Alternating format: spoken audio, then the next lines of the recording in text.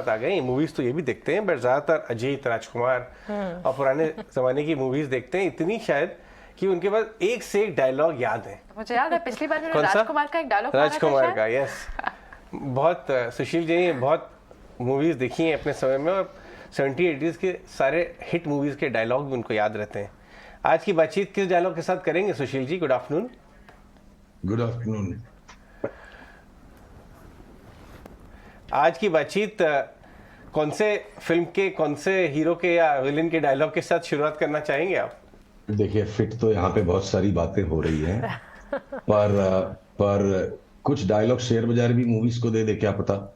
तो इसलिए जो अभी ये जो माहौल बना हुआ है ना कि न्यू हाई आ जाएगा, तो न्यू हाई आ जाएगा तो क्या हो जाएगा?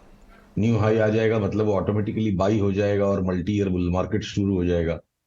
तो उस पर मेरा डायलॉग तो नहीं कह सकते, पर आप इसको थोड़ी सी रंगीली टिप्पणी कह सकते हैं। तो देखिए, अगर निफ्टी की चार्ट अब दिख रही है, अगर ये न्यू हाई आ भी गया तो न तो इस बाजार में मोमेंटम है। 1 नवंबर को 18,211 पर निफ्टी बंद हुई थी, अभी 18,330 है।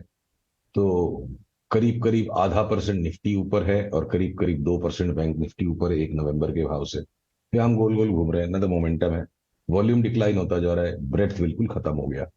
तो अगर तापमान बढ़ भी गया इंडेक्स का, एक नए उच्चतम स्तर पर तापमान पहुंच भी गया अगर इंडेक्स का, तो इसे अगर हम थोड़ी सी याद रहने वाली टिप्पणी की भाषा में कहें तो ये बढ़ा हुआ तापमान सिर्फ प्यार का बुखार होगा।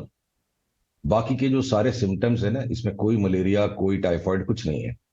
सो सो जस्ट एक नया न्यू हाई आ जाए और लोगों को प्यार का बुखार चढ़ गया कि तेज बुल मार्केट आ गया, तो मार्केट्स में डिसेप्शन, जितना डिसेप्शन वॉरफेयर में, एनिमल किंगडम में, ह्यूमन अफेयर्स में, हर जगह स्टॉक मार्केट उनसे अछूता नहीं है। ये न्यू हाई भी अगर आ जाएगा तो हमने लार्ज कैप्स को और इंडेक्स को कोई सस्टेनेबल तेजी के लिए लेना नहीं है, हमने इंतजार करना है। ये है हमारी रिसर्च का निचोड़ इस वक्त। आप बेसिकली आपका स्टैंड अभी भी वही है जो आप दिवाली से लेके चल रहे हैं कि बाजार की जो लेग्स हैं, हायर रीडिंग्स को बहुत ज़्यादा रीड मत करिए, ये बैक्ड बाय ब्रेथ नहीं है, बैक्ड बाय वॉल्यूम्स नहीं है। बैंक निफ्टी पे भी आपका वही व्यू है? एग्जॉस्ट हो रही है रैली अब, आज ऑलमोस्ट 42,800 क्रॉस हुआ, क्या वहां भी आप मौके देखेंगे शॉर्ट्स क्रिएट करने के? ये 4300 43,000 भी अगर चला जाए तो यही वाली बात है कि इस वक्त बैंक निफ्टी में प्यार का बुखार चल रहा है। मैराथन दौड़ के जैसे शरीर का तापमान बढ़ता है, या 100 मीटर की स्प्रिंट को करके जो शरीर का तापमान बढ़ता है, कुछ नहीं है। वैसा कुछ भी नहीं है, अंदर की ऊर्जा नहीं है। और ये जो पूरा स्ट्रक्चर है, बिल्कुल रैली का स्ट्रक्चर है। हमें इंतजार करना होगा, और सिर्फ एक न्यू हाई आ जाने से अगर वो तेजी का पैरामीटर अगर है, तो आज की न्यू हाई पे आप लीजिए माल, कल और न्यू हाई आ जाएगा, फिर कल और ले लीजिए, तो stock market should go to traders infinity. की तरफ से आपसे सवाल पूछता हूं कि अगर हमने पोजीशन नहीं ले रखी है तो इंतजार करिए, जो आपकी बात, जो पोजीशन राइड कर रहे हैं उनको लार्ज स्टॉप कैप्स लॉसेस में कहाँ रखनी चाहिए बैंक निफ्टी में? लार्ज कैप्स में और स्मॉल कैप्स में, सॉरी, लार्ज कैप्स में और इंडिसेस में wait for a confirmed reversal. बार बार अगर आपके शॉर्ट के स्टॉप लॉस भी लगेंगे तो कोई उपाय नहीं है। You have to figure out the larger trend and you have to be very cautious. आपको बहुत करीब करीब बड़े बड़े सतर्क रहना होगा जब एक लंबी चाल हो चुकी है और एग्जॉशन के साइंस करीब है। और अगर मेरे को यहाँ सौदा रखना ही नहीं है तेजी का, या मुझे यहाँ पे स्टॉप शॉर्ट शॉर्ट का भी कोई सौदा ही नहीं है, तो मैं जहां जितनी समाई, जितना बर्दाश्त होकर रात को नींद नहीं आ रही, तो सौदा काट लो। कोई चार्ट का स्टॉप लॉस बेस्ड पॉइंट नहीं है। This is no trade zone for me. और हर सवाल का हर वक्त उत्तर सिर्फ भगवान के पास है। इंसान को चुनना होगा कि मैं कौन से सवालों के उत्तर खोजूं और उन्हें कब खोजूं। तो इस वक्त मुझे शांति रखने का ही संकेत बाजार दे रहा है। स्टॉप लॉस शॉर्ट सेलर का क्या होना चाहिए? यहां भी शॉर्ट होना ही नहीं चाहिए। ये पीली रेखा टूटे, उसके बाद बैंक निफ्टी को शॉर्ट करना है, उसके ऊपर वो जब तक रंगबाजी करती रहे तो उसकी रंगबाजी को देखते रहना है। Fair point. तो आप ये कह रहे हैं कि अभी सीन नहीं बन रहा है एक्टिविटी का, एटलीस्ट बेंचमार्क इंडिसेस में। कुछ इंडिविजुअल काउंटर्स जो आपको लॉन्ग या शॉर्ट के चार्ट्स की तरफ ले जा रहे हैं या स्ट्रक्चर्स बन रहे हैं वहां? अब देखिए, हमने जैसे आईटीसी के बारे में बात की थी कि जब आईटीसी अब इतना पॉपुलर स्टॉक हो गया और हमने कहा कि आईटीसी अब यहाँ से घटेगा 270-80 तक आ सकता है। 360-62 के भाव से 335 तक आ गया, 8.5-9% का करेक्शन हो लिया। अब ये ओवरसोल्ड है, थोड़ा सा बम्प अप दे सकता है। इस बम्प अप के अंदर में मुझे पार्टिसिपेट नहीं करना है। जब तक लगे 348-50 के ऊपर नहीं जाएगा, तो और अगर थोड़ा ऊपर आ गया तो मैं उसे तब बेचूंगा, short sell for a view to 280। Otherwise ये लास्ट 2-3 दिनों के लोस को जो उसने कनेक्ट किया उसको तोड़ दे तो मैं इसे बेचूंगा। बैंक निफ्टी में जितनी भी गर्मी इस वक्त है, जहां मुझे थोड़े से नीचे के बंद स्तर मिलने लग जाएंगे, A to Z banks except Bandhan bank short sell के कैंडिडेट्स हैं, अभी तक वो आया नहीं है टाइम। रिलायंस ने ऑलरेडी देखिए अच्छी खासी एक घटक दे दी, 2657-58 से 2547 तक आ गया और निफ्टी वहीं की वहीं घूम रही है, जबकि रिलायंस रियल बेलवेदर है। जब तक इस ब्लू लाइन को नहीं तोड़ता है रिलायंस ऊपर की तरफ, तो ये मेरा ट्रेलिंग स्टॉप लॉस है शॉर्ट ट्रेड पे। ट्रेलिंग स्टॉप लॉस लग भी जाएगा तो वो ऑटोमेटिकली लॉन्ग नहीं होगा।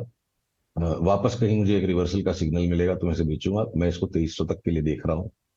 और बचे आपके जितने भी ऑटो के स्टॉक्स हैं, वो सब बिल्कुल एकदम तैयार है कि जहां निफ्टी का समाधान हो जाए, जो भी बड़े लोगों की निफ्टी में लड़ाई पेंडिंग है उनका हिसाब निपट जाए, उसके बाद अगर ये नीचे का मूव आ जाता है, जिसको मैं हो गया है समय इंतजार करते वक्त, तो मैं ब्रॉडली आपको कहूं कि करीब करीब 15 से 17% तक की अगर इंडिसेस में गिरावट, आखिरी गिरावट आती है, जिसके बाद 2023 में अंधाधुंध तेजी वापस चले, मुझे 22,000 भी निफ्टी हो जाए 2023 में तो कोई आश्चर्य नहीं होगा। और उसके पहले अगर 15,000 हो गया तो सरवाइव करना जरूरी है। तो इस तरह की 15-17% की घटत में सबसे ज्यादा लार्ज कैप बैंक्स घटने चाहिए, फिर ऑटोस का परसेंटेज। अगर 15-17% निफ्टी घटती है, 25-25% लार्ज कैप बैंक्स घट जाए और 30% ऑटो के स्टॉक्स घट जाए, तो मुझे कोई आश्चर्य नहीं होगा। और उसी तर्ज पर अगर आईटीसी भी इन लाइन विद इंडेक्स 20% का करेक्शन दे दे, आपका मारुति जो है 30% घट जाए, तो मुझे कोई आश्चर्य नहीं होगा। देखिए मारुति के इतने बढ़िया रिजल्ट्स आए, और जैसे मैंने कहा कि ये मारुति अब यहाँ टॉप हो गया है, तो बड़ी हास्यास्पद सी दृष्टि मिलती है। पर अक्सर क्या होता है ना, जो देखिए फ्यूचर के सारे फोरकास्ट हर इंसान के एक इमेजिनेशन है, और फ्यूचर इमेजिनेशंस को हम पास्ट से स्टडी करके जब टेम्परेट करते हैं, मॉडेस्ट बनाते हैं, तो वो फोरकास्ट कहलाते हैं। तो nature of human intellect is one, कि जो बात बहुत ज्यादा सूझबूझ वाली लगती है वही मैक्सिमम लोगों को अपील करती है। और मार्केट जो है ना, इमोशनली वीक लोगों के हाथ से इमोशनली स्ट्रांग लोगों के हाथ में पैसा भेजता है। तो अब मारुति के आप रिजल्ट्स को देख करके 12,000 की तेजी को खेलिए, पर उसके पहले 7,000 हो जाएगा तो उसे संभालना पड़ेगा। तो 1,000 रुपये बात बात में निकल गए। अब अगर यहां से ये ट्रेंड लाइन और टूटेगी तो मारुति की शॉर्ट सेल को और बढ़ाएंगे, और ऊपर से नीचे आती है ट्रेंड लाइन टूट गई तो हमारा स्टॉप लॉस होगा। पर फिर वापस ध्यान बेचने का ही है, क्योंकि ये लार्जर पैटर्न्स को मैं 10 मिनट की वार्ता में नहीं एक्सप्लेन कर पाऊंगा। तो इंडिविजुअल बहुत बड़ी संख्या में निफ्टी 50 के स्टॉक्स तैयार हैं अच्छे खासे करेक्शन के लिए, पर इनके जो आपस के कोरिलेशंस हैं, आप उन्हें टाइम टू टाइम कंप्रेस करके इंडेक्स को मैनेज कर लेते हैं। तो इंडेक्स इस वक्त मैनेज हो रहा है, और लॉन्ग भी पैसा नहीं कमा पा रहा है, शॉर्ट भी नहीं कमा पा रहा है। दोनों का नेट स्कोर पिछले 1 महीने से 0 है।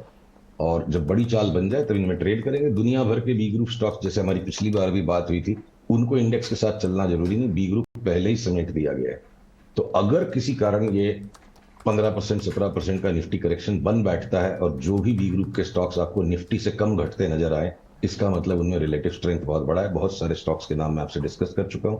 एक जो नई बात आज आपसे करें, देखिए लास्ट आपसे हमारी बात गोल्ड पर मार्च महीने में हुई थी, और एक बार फिर मई में हुई थी। मार्च के आसपास जब $2,000 का भाव था, और बहुत सारे नए नए टेक्निकल बाबा लोगों ने ट्विटर पे सरकारी ऐलान कर दिया था कि 5 साल का बुल मार्केट शुरू हो गया था।